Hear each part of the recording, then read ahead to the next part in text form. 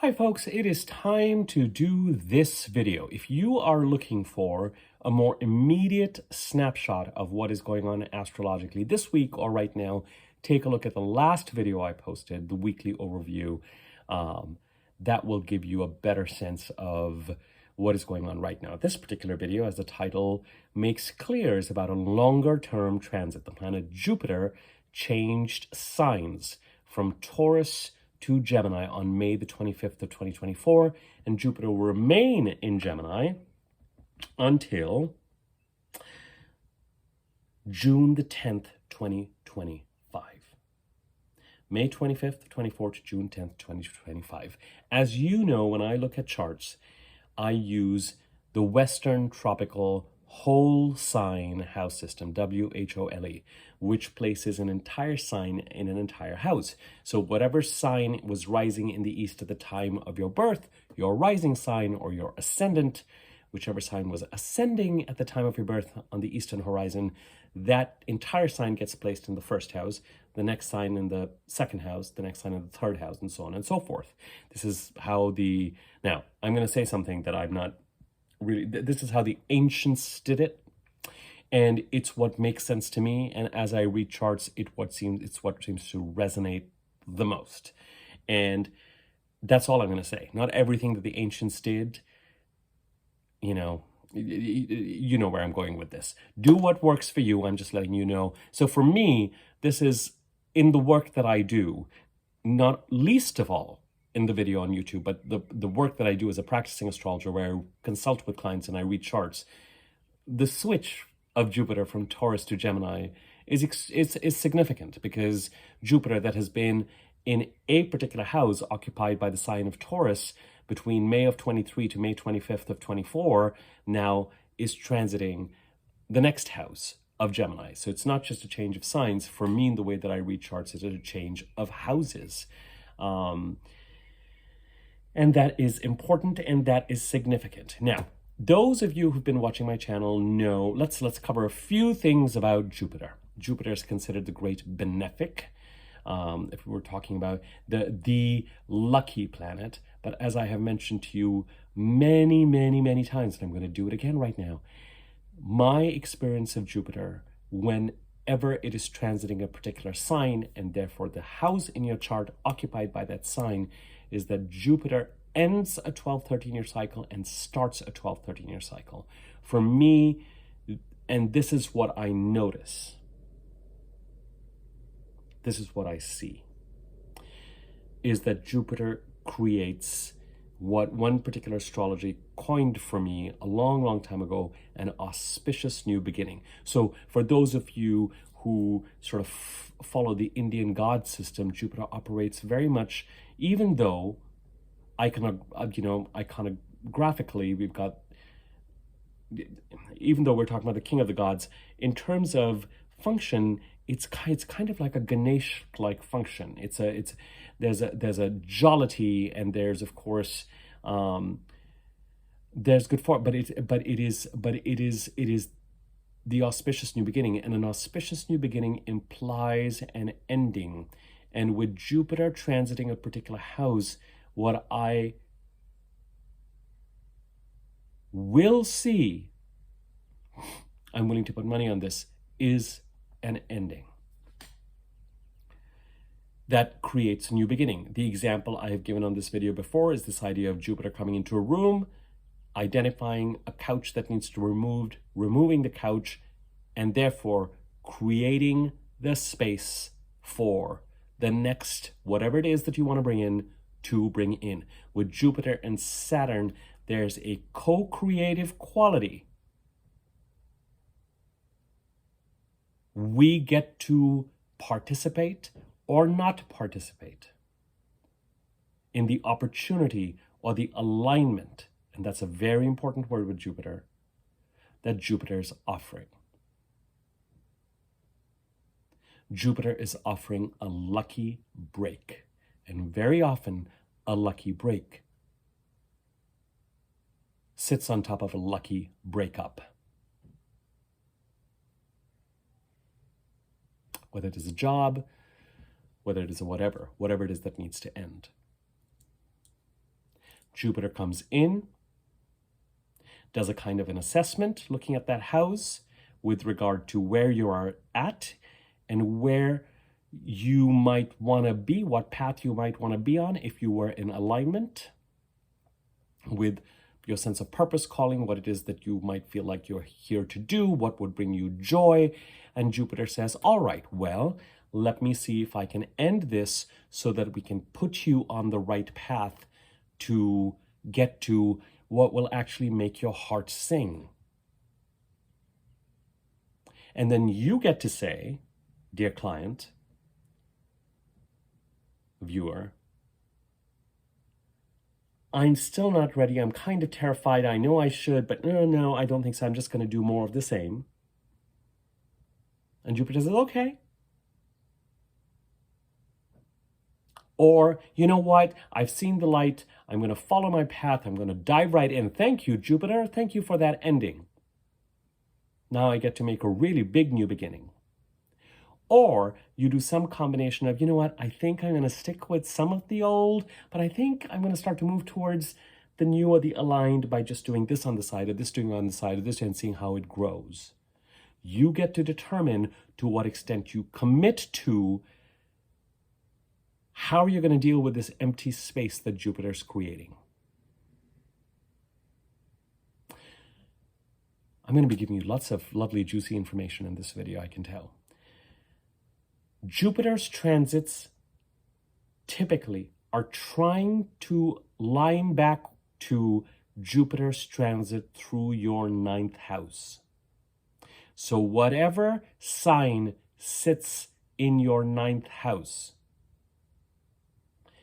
you can go back to check and see when Jupiter transited your 9th house, because when Jupiter transited the sign that occupies your 9th house, and every successive Jupiter transit is trying to build on that 9th house transit. When Jupiter transits the 9th house, it is a much bigger reset of a 12, 13-year cycle. With the 9th house, our goals, our authenticity, our integrity with ourselves, our purpose, our sense of connection to spirit, shutting out all the noise, all the influences, all the mental chatter, all the conditioning, all the other influences, you and spirit. There's 2 houses that are about our connection to spirit, and both have a Jupiterian connection. The 9th house and the 12th house. And as I like to say, the 9th house is where we talk to God. The 12th house is where God talks to us. And you can make God spirit. You can make God the universe. You can make God the law. You can, and I don't mean necessarily human or mortal law. You can make God karma, whatever it is that you need to do. But in the 9th house, when Jupiter transits the 9th house, it's a big Etch-a-Sketch shake-up where Jupiter says, are you in overall alignment? Where are you at against where you would like to be? And shall we get you there? And the ground starts to shift. And the very next transit that Jupiter makes is in the 10th house. And Jupiter says, all right, what are we doing with career? And then Jupiter goes into the 11th house and says, all right, how are we socializing this? And what sort of new group of people can I align you with? Can I make you part of so that you can travel the next 10 odd years, 10, 12 odd years together? When Jupiter goes to the 11th house, it's as if he identifies a new class for you to join. Like, as I say, class of 91, class of 95, class of 2004, class of 2017, like that. But it's still connected to the Jupiter transit in the 9th house 2 years before that. When Jupiter enters the 12th house, the curtains close, we work behind the scenes based on whatever new beginnings we have created overall in the career part of the chart, with the company that we keep to some extent. We then close the curtains and we work behind the scenes. But we work. We take wrong turns to identify what is right for us. Jupiter enters the 1st house. What shows up on our business card, our identity now can get linked back to Jupiter's transits with the 9th and 10th house a few years ago. The curtain opens, we take the spotlight and we find ourselves in rooms that we might find ourselves partnering with people who will be important partners for us for that journey. Every Jupiter transit in every house is starting a 12, 13-year cycle for that house. But it ties back to the 9th house still. And when Jupiter comes back to the 9th house, the process starts again, and the other houses just catch up and, are still aligned to the old 9th house cycle until Jupiter comes in and kind of does the sweep again. Jupiter enters the 2nd house and says, all right, we made a new beginning. Are you going to commit to earning your abundance and your income aligned with that new beginning? Not surprising for ventures that start up to take 4 or 5 years before you're ready to. And if you are not preparing for that, Jupiter can create a financial crisis. Jupiter, in my experience, is more liable to bring a layoff, a financial crisis.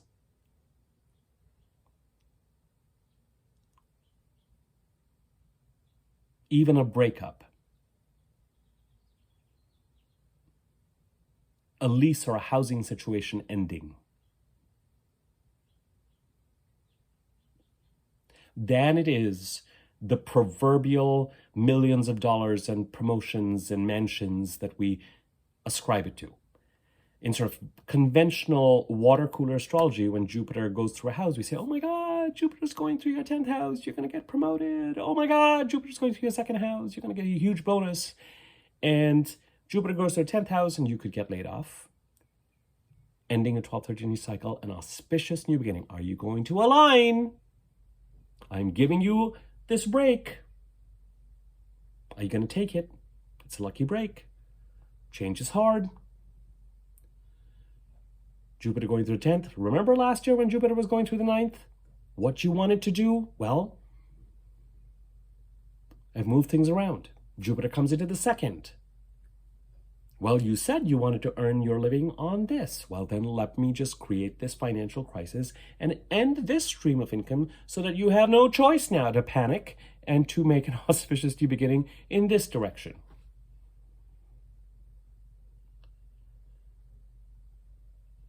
Jupiter goes through the 3rd. It was when Jupiter went through the 3rd that I started my YouTube channel. I mean, I look back now and I'm just like, oh my God, that's right. Jupiter goes through the 4th, a gateway to a housing situation that would be really, really right for you. Jupiter goes through the 5th, romance, creativity. Jupiter goes through the 6th, jobs, side hustle, health. 7th, 8th, partnerships, back to 9th. Always when a planet leaves the 8th house into the 9th and the 12th house into the 1st, there's an element of a new beginning. The 8th house and 12th house have kind of a wrapping up quality. The 12th house certainly has a wrapping up quality, but the 8th house does too.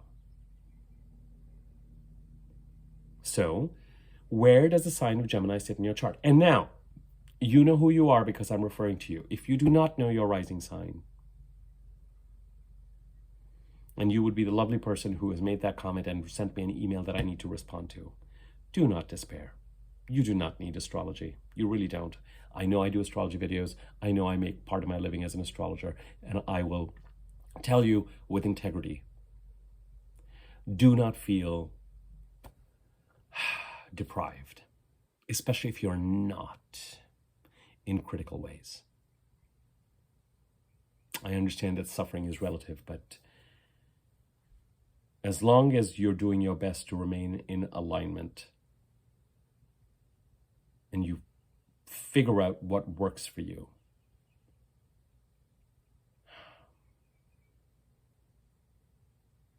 you'll be fine without the chart. Enjoy the videos or whatever content you can find, but don't let that sense of deprivation really get to you. I am going to, someone inquired about birth time identification, rectification. It's not something I do, but I'm going to try and, there's someone who consulted with me recently who really seemed to have for whom someone seems to have done a fantastic job identifying or birth time.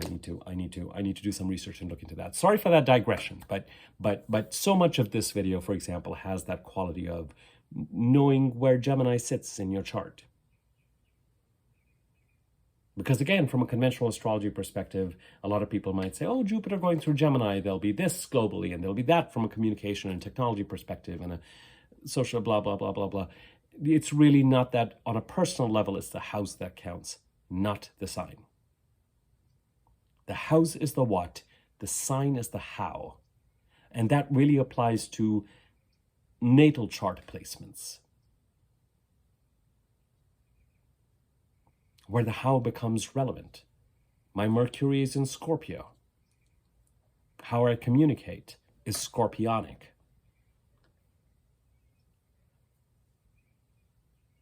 And those who are used to my colorful language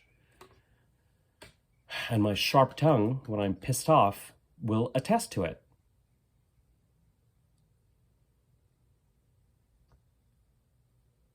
My Mercury is also in the 4th house. Look at what I do and where I do it from. But with natal charts placements, the sign is a little bit more important. With other regular transits, it is important, but it's not as critical as the house that is being transited. Saturn going through Pisces, a sign that it is not happy to be in. Saturn is still going through the house occupied by Pisces in your chart. And that is what counts. So, for those of you who do know your birth chart, which is the house occupied by the sign of Gemini in your chart? Jupiter has just entered there, ending a 12-13-year cycle, starting a new 12-13-year cycle, aligning the narrative to when Jupiter last transited the 9th house in your chart. And when it transited the 9th house in your chart, there was an opportunity to set your overall compass in a particular direction. Up to you whether you did it completely or partially or not at all. Jupiter will still come in and try. The two expansive planets, and I know that one of these is not a planet in our chart, that is trying to connect us with our purpose, with a sense of joy and adventure and rightness and spiritual rightness and intuitive rightness, are Jupiter and the North Node. Traditionally, some of the characteristics given to the North Node are today given to a planet like Neptune. But that's because traditionally, if you had a sense of calling, but the society you were in thought your purpose was to be a good husband or a good son or a good daughter or a good wife, then whatever was in your heart was considered a narcotic and delusional. Because the expectation in traditional society may well be you were born into a family of farmers, or you were born a girl or a woman, and so naturally you would be expected to be a good daughter-in-law or a good wife to someone, or if you were a man, you would simply follow in the family footsteps. And the North Node, which would represent what you were here, what you felt called to do here, your sense of a hero's journey, would be a terrible distraction and disruptor to the fabric of society. In 2024, things operate differently.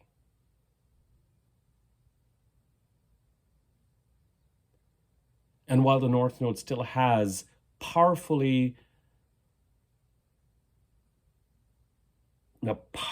element of desire to it and hunger to it,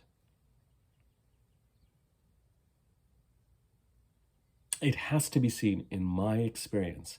In my experience, I have never seen anyone be able to really comfortably avoid the North Node position in that chart. And the difference with people, I find, who have a more fulfilling second half of life than first half of life, are those who align with the strategy associated with the North Node placement in that chart, the sign and the house. You don't have to go crazy. I say this all the time with the North Node. You don't have to go crazy and throw all caution to the wind following your North Node. You can try and do it in a way that keeps your emotional and financial security in mind. With Jupiter, it has a similarly expansive quality, a similarly knowing quality. a little bit more of a sense of humor,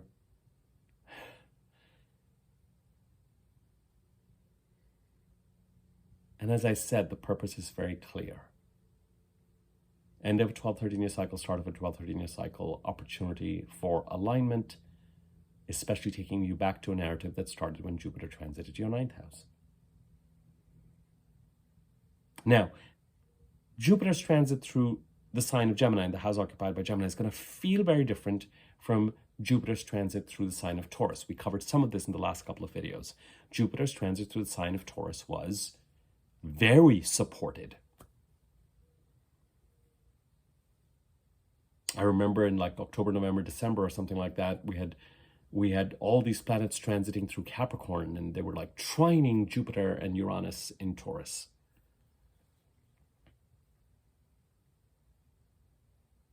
We had Jupiter conjunct the North Node in about May, June of last year. We had Jupiter conjunct Uranus. These are all very sparky, let's go aspects. Jupiter's transit through Gemini starts off with 2 trines. Jupiter trines Pluto on June the 2nd in a few days. I talk about this in the weekly overview video. Jupiter trines the South Node in Libra, and so connects with the eclipses it's in a couple of months actually. I think it's in July. Let me get you that date. Hold on one second. I did do some work before this. Jupiter conjuncts the North-South Node on July the 12th. And then after that, Jupiter squares Saturn twice, because Jupiter goes retrograde in October. Let me give you those dates, shall I? Jupiter goes retrograde on October the 9th of this year, and then goes direct on February the 4th of 2025. And when Jupiter goes retrograde is when those of us who have Jupiter retrograde in our birth charts experience alignment and things manifesting. If you have Jupiter retrograde in your birth chart, do not take action. In other words, be in action for the rest of the year. Because you might find that things have a harder time manifesting for you in 2/3 of the year, but you absolutely have to be in action, because you will learn so much about wrong paths and mistakes and what worked and what didn't work. And all that work, plant seeds, learn, align. And then Jupiter goes retrograde for 1/3 of the year. And in that 1/3 of the year, you will manifest as much as the rest of us who have Jupiter direct in our birth charts will manifest in the remaining 2/3. Just experiment with it. Experiment with what I just said. So Jupiter direct trines Pluto on June the 2nd, trines the South Node in the middle of July. And that is interesting for us right now, because remember, at the end of this week, both the Sun and Venus are trining the South Node. Mercury is going to get ready to trine the South Node next week. So, and as I've said to you, the week before and after June the 8th is an important couple of weeks related to the April 8th solar eclipse. All of what I just said, you can expand more in the weekly overview I did a couple of days ago. So it's interesting, the Sun, Venus, and Mercury will trine the South Node over the next, let's just say, week to 10 days. And then Jupiter will trine the South Node. Mars is also going to trine the South Node, and it's going to trine the South Node before Jupiter, I think. But then Jupiter trines the South Node in July. So we get these kind of different planets with their different qualities pushing us further along, really pushing us to release something in the Libra part of the chart because it's trining the South Node. That's the stronger, because they're also sextiling the North Node, but the trine is the stronger one. It doesn't matter. The North Node and the South Node, the eclipses work hand in hand. The North Node is in Aries, the house occupied by Aries in your chart, the direction you need to move towards, and correspondingly something in the Libra part of the chart needs to be released. Or, the way the nodes work, something needs to be released in the Libra part of the chart, or is getting released in the Libra part of the chart. That creates the opportunity to move in the Aries part of the chart. It is a totally connected, leaning into releasing process. The trine to Pluto in the next few days is almost more of a consequence because it's happening so early in both Jupiter and Pluto's transits, Jupiter's through Gemini and Pluto's through Aquarius, that it's almost more of a consequence of Jupiter's transit through Taurus and its conjunction with Uranus in Taurus on April the 20th, and how that might be helping whatever new beginning is being created or planned by Jupiter in the Gemini part of the chart, what that's opening up for you over the next 12, 13 months to support Pluto's transformation over the next 19 years in the Aquarius part of your chart. But it's still early. I don't think that necessarily is going to, it could be a harvested, remember the title for my weekly overview video for a couple of days ago was Harvest. It has a much more, right now we're in this week until the Gemini new moon, we are in a kind of a, yes, we need to show up and do things and get things done and move forward, but there's a lot we've done already, and certain things that we've done kind of are gestating and are going to be brought back or not brought back, or doors will open or doors will close.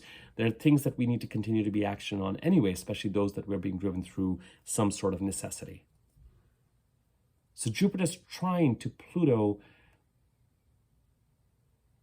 there's a mystery about it because there's a door being opened there, but we don't quite know what it's going to look like. It's still too early in the transit. The most important aspect related to Jupiter's transit through Gemini, and the one that is going to make it feel so distinct and different from Jupiter's transit through Taurus that we went through that was so completely expansive, is the fact that it squares Saturn. So Jupiter trines Pluto in Aquarius, trines the South Node in Libra,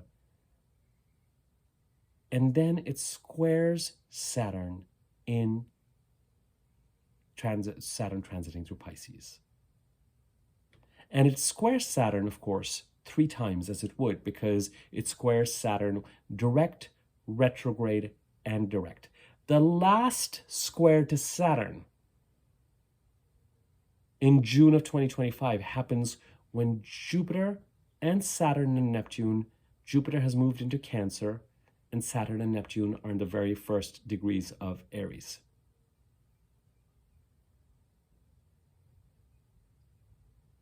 So Jupiter trines Pluto, trines the South Node, squares Saturn, and that square, that first square I will tell you about, occurs in August 19th. Let me just confirm. August 19th of this year. October, it retrogrades, squares Saturn again. February, it goes direct. June 10th, it moves into Cancer. And then I think it's June 24th, 25th, June 15th, 5 days later, it squares Saturn again. And it squares Neptune on June the 18th. But those final squares to Saturn and the only square to Neptune occur when Jupiter is in Cancer and Saturn and Neptune are in Aries next year.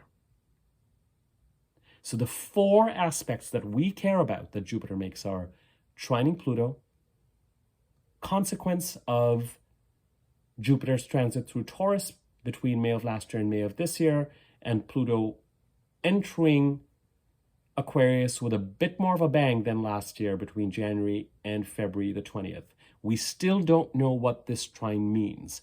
There's an element of harvesting everything that Jupiter and Pluto have done so far this year, but the real results of it, I think, will unfold over the next 12, 13 months. Jupiter trines the South Node in July. Something related to the Gemini part of the charts is supporting and is in a necessary conversation with the Aries Libra eclipses. Then, August 19th, Jupiter squares Saturn.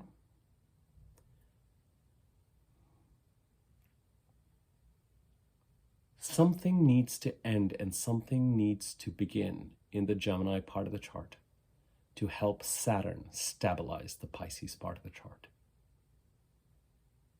At this stage of the game, with every Jupiter transit, there's a sense of mystery. Jupiter has just come into this house. What is going to happen? What is going to end? What sort of a new beginning is going to be created? That's the question. And we don't have the answers. I mean, it came in on May 25th. It's May the 30th, for God's sakes. Don't be expecting answers so quickly. It's a 13-month transit. But Jupiter just came into Gemini. And we don't quite know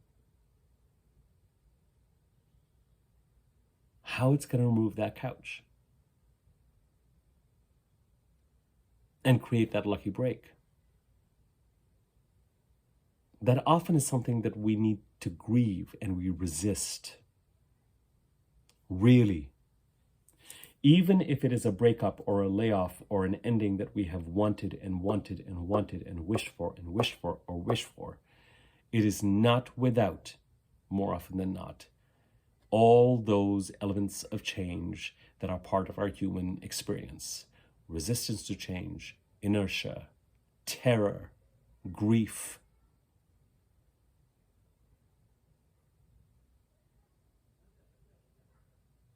Something needs to end, something needs to begin in the Gemini part of the chart that takes us back to Jupiter's transit through our 9th house, whenever that happened last, and the narrative I briefly outlined in the beginning of this video through all the houses, depending on where Gemini is,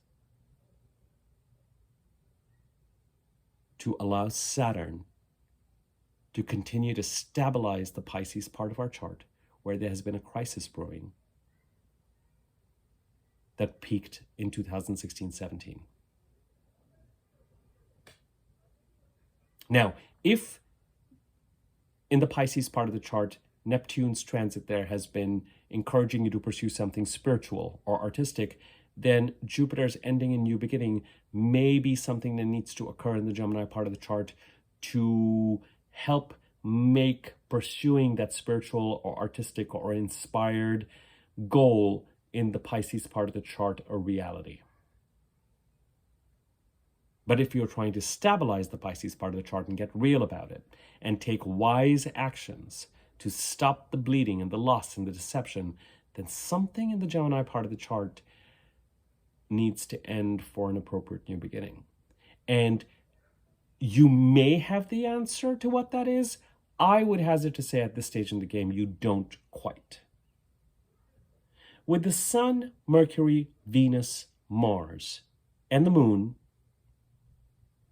they are extensions of us and our being with the Sun and the Moon, or our interaction with the real world, whether through the mind or communication with Mercury, whether what we desire or value with Venus, and what actions we take to pursue our goals and protect what we value with Mars. With Jupiter and Saturn, the universe or spirit or God enters the picture, and you have two planets that are more knowing about our path and what we're here to learn, but they require co-creation. With Chiron, Neptune, Uranus, Pluto, we are in their power.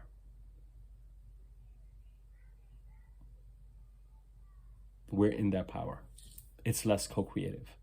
It's a beautiful evening. I can tell, sorry, my window's closed, but I can tell it's not even this apartment complex. Anyway, it doesn't matter. I'm at the very back of the apartment complex, so about 6 feet from here is a wall, and beyond that wall are sort of the back of neighbors' houses and their lawns and everything. So I can hear, it's a pleasant evening in Los Angeles. I can hear some children talking or playing, or a family out there. Sorry if that disturbs you. Jupiter enters Gemini till June the 10th of next year, ending a 12-13-year cycle, starting a 12-13-year cycle, removing the couch, creating the blank space, maybe the trickle that is going to turn into a river over the next 12 years. With Jupiter, it is those first drops. I mean, we're lucky if we get those drops. Typically, we just get the blank space and we're off to the races.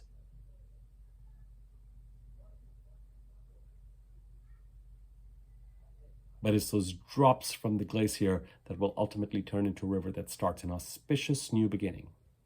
Tied to Jupiter's transit through your 9th house, whenever that happened last. And this narrative, Jupiter 9th, Jupiter 10th, Jupiter 11th, 12th, 1st, 2nd, 3rd, so on.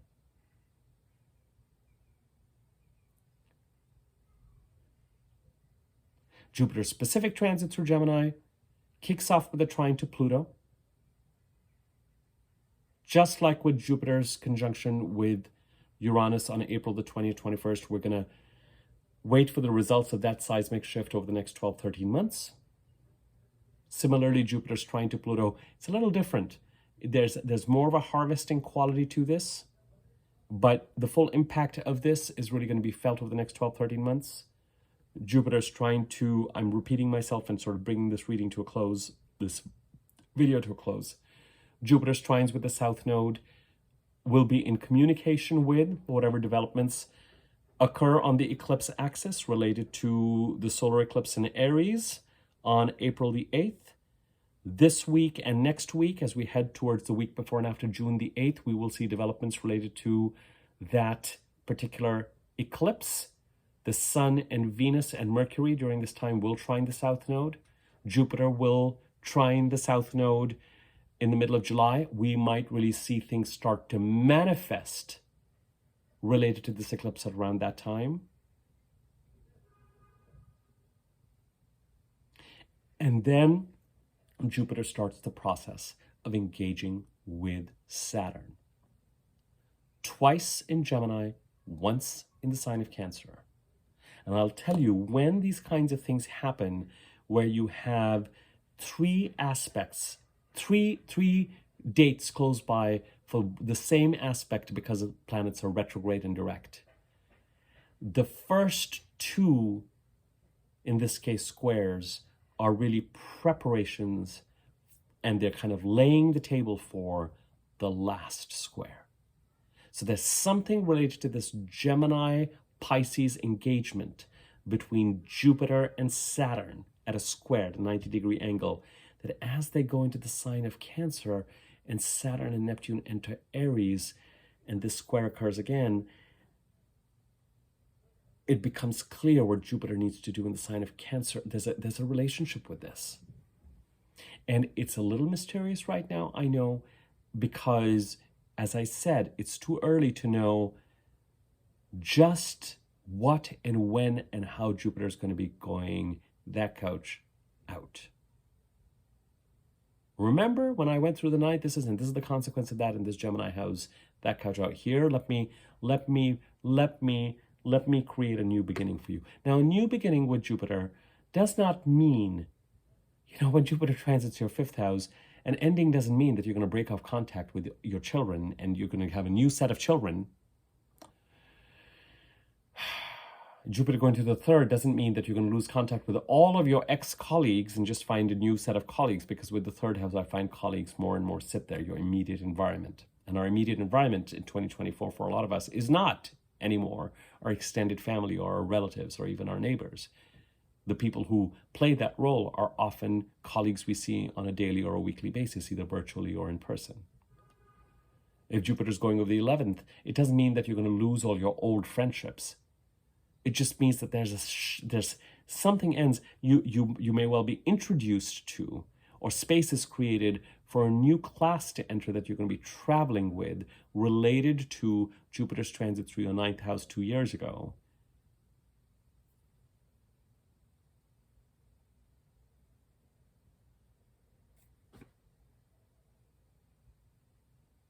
But it's not some sort of dramatic erasure of the past. The old couch that is being removed is not a removal of your life.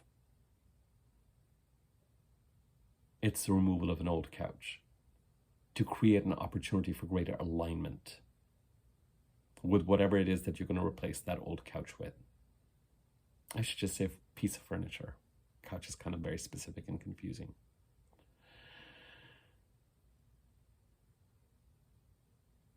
Jupiter square Saturn is not going to feel as buoyant and optimistic as Jupiter conjunct the North Node and Jupiter conjunct Uranus in the sign of Taurus. So be prepared for that. Jupiter square Saturn and the transits of the planets through Gemini, whether it is over the next month, month and a half, and Mars's transit in the second half of this year, or whether it is Jupiter's transit through Gemini, is going to be more pressure-filled to take action because of the square with Saturn. Being at a stoplight with Saturn when you square, knowing that Jupiter's the car that's going to have to move the first.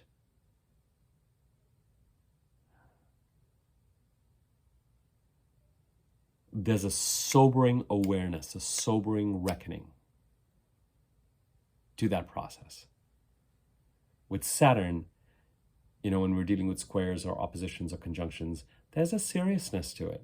I mean, it's almost a silly thing for me to say, a trite thing for me to say. But it's dynamic. It does mean that action needs to be taken in the Gemini part of the chart to support the Pisces part of the chart.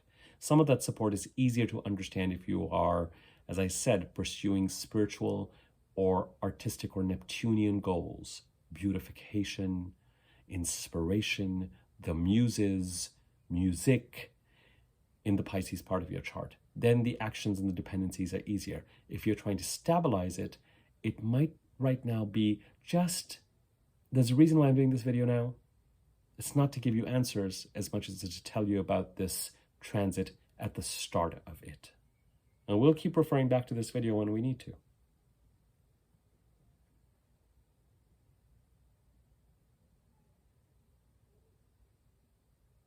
But Jupiter's only in for 5 days. It's not going to be clear to most of us right now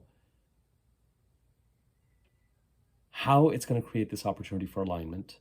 Although I think we can start to feel some of it in our bones with this Jupiter-Pluto trine as being something that has been in the works, and we're kind of waiting for it to kind of take some sort of shape. We can sense the portal. We can sense the opening. The big mystery as we go on, the trining the South Node is also not a mystery because we already know since last year what it is that the North Node eclipses in the sign of Aries are trying to get us to do. And I've already given you the timeline. Take a look at the last few videos that takes us to the middle of next year. We've talked about the fact that there's a direction that we want to move in between April and August of last year that we were thwarted from moving in till about February, to the end of the eclipses and Mercury retrograde at the end of April. And now we're moving forward, May, June, July. And August we will pause, and September, October we will move forward, but then October to April, October 24 to April 25, we're going to have a bigger birth canal push. And by the middle of next year, we will be done with this Aries North Node eclipse, Pisces South Node, Libra South Node eclipse direction that we're being asked to move in. And the Jupiter trining the South Node is part of that conversation. The square to Saturn twice, with a third one when Jupiter enters Cancer and Saturn and Neptune enter Aries, is the mystery. But it's not going to... Think about it as starting to gather momentum after the Jupiter South Node trine in the middle of July. It's going to be after that. It's going to be as we head to it and beyond it, and as we head towards, of course, August the 19th. But you've got to, it's that month before August the 19th when we're really going to start to get a sense of, oh, this is what needs to end, and this is the space that needs to be created in order for Saturn going through the Pisces part of our chart to be able to stabilize that part of the chart. And by that time, by the middle of July, my dears, we are going to, the week before and after July the 17th, which is when Jupiter's trining the South Node, we are going to be getting messages related to the September 17th full moon lunar eclipse in Pisces. And we are talking about Jupiter transiting through Gemini and its relationship to Saturn in Pisces. Now, as I said, Jupiter goes retrograde in October. During that process, it's going to square Saturn again, then goes direct, and then July 15th, trine Saturn is just as it enters Cancer, and Saturn goes into Aries. And that narrative we will delve into more. The only two things you need to know is it's fine to not know what that's about, because you want Jupiter to be in communication with you and identify and start to make exchanges and kind of all that kind of stuff, and it's too early. Although the Jupiter trine Pluto and these trines to the south node will start to create those cracks and those openings and those portals. So we can pay attention, but we may not know exactly what action is needed in the Gemini part of the chart to support Saturn yet. And the second thing that we need to know is that it will impact Jupiter's buoyant, adventurous optimism.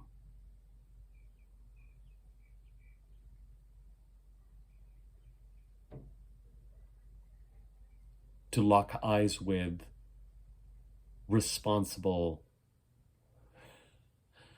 serious, karma-conscious Saturn.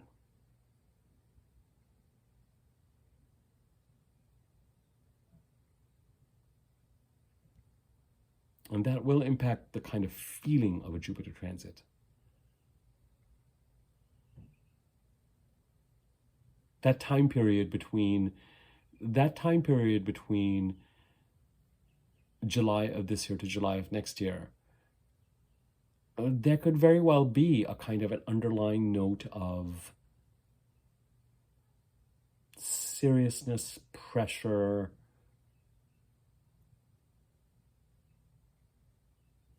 consciousness of dependency, of new beginnings in a certain direction, needing to be handled in such a way that feel a lot more controlled and tempered and codependent on the Pisces part of our chart. And the stabilization that is required there, and the sense of responsibility that is required there. The sun is going to set in 6 minutes, and I can tell by looking at my face. I hope you found this video useful. If you're interested in getting a personal reading of your chart with me, my email address is in the description box below. You can email me there for rates and information, and I'll get back to you. Subscribe to my YouTube channel if you have not already. Next to the subscribe button is a bell icon. Hover over it. There's a wiggly bell on top. Click on that and you'll be notified when I do new videos. There's a thanks button now. So if you want to contribute to the channel, you can use that. I am feeling a lot better, ladies and gentlemen. Thank you very much. Still on the mend. Yesterday and day before, I just could barely in the afternoon, yesterday, I was slept for 3 hours and felt terribly guilty about it. But that takes us back to the last video I did when we talked about it.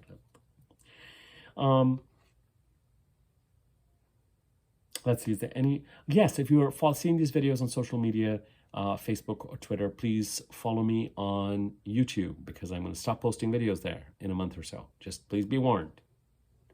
And yeah, I think that's it for now. I think the next video I'm going to do is going to be concerning the Sun-Venus conjunction on June the 4th. And then after that, we have to address the June the 6th new moon in Gemini. That said, if you want a sense of the vibe till June the 6th, take a look at my last weekly overview video. All right, amigos, I will catch up with you all soon. Take care.